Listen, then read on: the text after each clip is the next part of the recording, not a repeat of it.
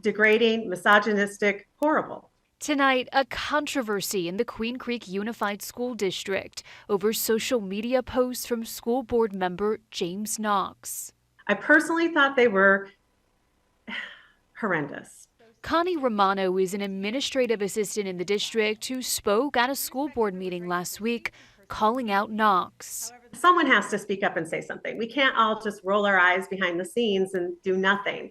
The posts about Vice President Kamala Harris were reportedly on his personal Facebook page, which is public and has more than 4,000 followers. Romano described them as vile, with some of the more crude posts implying Harris performed sexual favors to get ahead in her career. These posts have since been deleted. Let's be honest, she's never going to see those posts, right?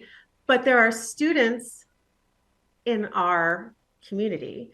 There are young ladies, I myself have a daughter, who could look at that and think, oh, that's his view of women. That's his view of women in power. Knox is responding tonight, defending himself. If they want to focus on some post I put up here or there rather than what really matters in our district, I think they're misdirected in where they should put their energy.